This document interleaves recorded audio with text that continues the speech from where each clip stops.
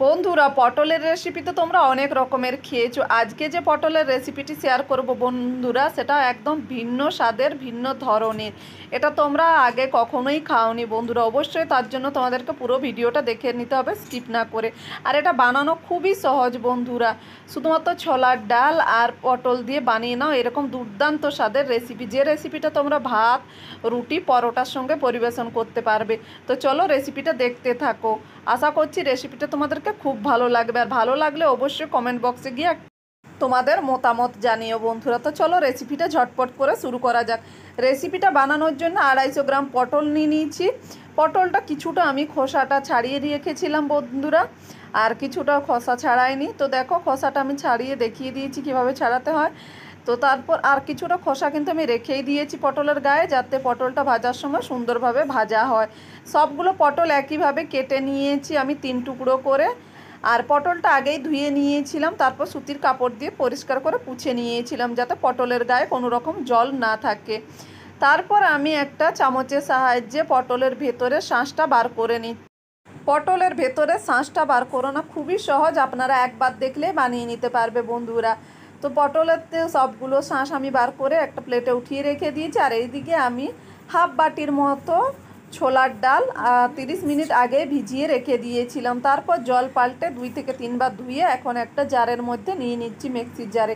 তোমরা চাইলে শিলপাটাতেও বেটে নিতে পারো। তারপর দিয়ে দিচ্ছি ছোট সাইজে 3টে কাঁচা লঙ্কা। এই সময় আদাও কিন্তু এর মধ্যে দেওয়া যেতে পারে, তবে আমি আদা দিইনি বন্ধুরা। এখন ডালটাকে বেটে নিয়েছি, আর খুব বেশি মিহি করে বাটার দরকার নেই, একটু গোটা গোটা রেখে বেটে নিলে হবে। স্বাদ মতো দিয়ে দিয়েছি লবণ, আর দিয়েছি হাফ চামচের মতো কালারের জন্য হলুদ, আর দিয়ে দেবো হাফ চামচের মতো ধনে গুঁড়ো। আমি এখানে জিরে গুঁড়ো ব্যবহার করিনি বন্ধুরা, আপনারা চাইলে কিন্তু ব্যবহার করতে পারেন। তারপর দিয়ে দেবো হাফ চামচের থেকে একটু কম চিনি। চিনিটা দিলে কিন্তু এটা খেতে বেশি সুস্বাদু লাগবে। অবশ্যই এখানে চিনি হাফ চামচ দিয়ে দেবেন। এখন ভালো করে ডালটাকে মাখিয়ে নিয়েছি মশলার সঙ্গে, খুব সুন্দর করে মাখিয়ে নিয়ে এখন পটলগুলোকে নিয়ে নিচ্ছি। এখন পটলের রিংগুলো নিয়ে এইগুলোকে ভালো করে এইভাবে পুরটা ভরে নিতে হবে বন্ধুরা।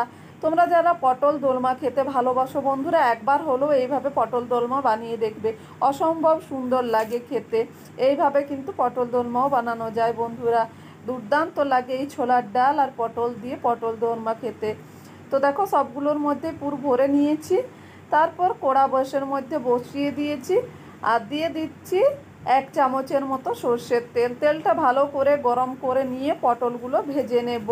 আর এই সময় পটল থেকে কিন্তু ভাজার সময় কোনো রকম পুরো বার হবে না বন্ধুরা। এইভাবে উল্টে পাল্টে আমি কিছুক্ষণ রেখে একটা পিঠ ভেজে নিয়ে তারপর অপর পিঠটা ভেজে নেব।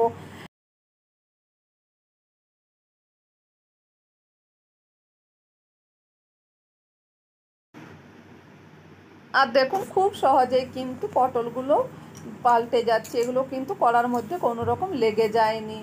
এইভাবে পটলগুলো ভাজলে কিন্তু চাইলে তোমরা এমনিও পটল ভাজা খেতে পারো বন্ধুরা, দুর্দান্ত লাগে খেতে এগুলো। তো দেখো, সবগুলো পটল আমার ভাজা হয়ে গেছে, এখন আমি পটলটাকে উঠিয়ে রেখে দিচ্ছি।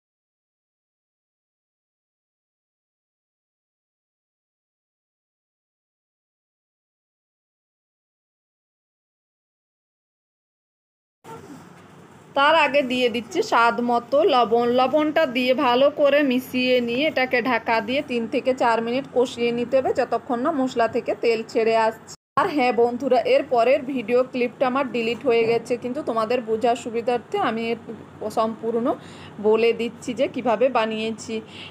মশলাটা ভালো করে কষিয়ে নিয়েছিলাম, তারপর মশলা থেকে তেল ছেড়ে দেওয়ার পর আমি কাজু আর পোস্ত বাটাটা দিয়ে আবারও 2 থেকে 3 মিনিট কষিয়ে নিয়ে আর এর মধ্যে হালকা উষ্ণ গরম জল দিয়ে গ্রেভিটাকে ফুটে ওঠার অপেক্ষায় ছিলাম। যে গ্রেভিটা ফুটে ওঠার পর ভেজে রাখা পটলটা দিয়ে তারপর এটাকে 5 থেকে 6 মিনিট আবারও রান্না করে নিয়েছিলাম ঢাকা না দিয়ে। 5 থেকে 6 মিনিট রান্না করে নেওয়ার পর এর মধ্যে দিয়ে দিচ্ছি খুব অল্প পরিমাণে চিনি। যেহেতু নিরামিষ রান্না বন্ধুরা, নিরামিষ রান্নার মধ্যে অল্প চিনি দিলে কিন্তু টেস্টটা ব্যালেন্স থাকে। তো কত সহজেই তৈরি হয়ে গেল ছোলার ডাল আলু পটলের দুর্দান্ত নতুন একটা রেসিপি বন্ধুরা। এই রেসিপিটা ভালো লাগলে অবশ্যই চ্যানেলটি লাইক শেয়ার সাবস্ক্রাইব করতে ভুলো না, আর কমেন্ট করে জানাতে ভুলো না তোমাদেরকে রেসিপিটা কেমন লেগেছে। সবাই ভালো থাকবে, সুস্থ থাকবে, পুরো ভিডিও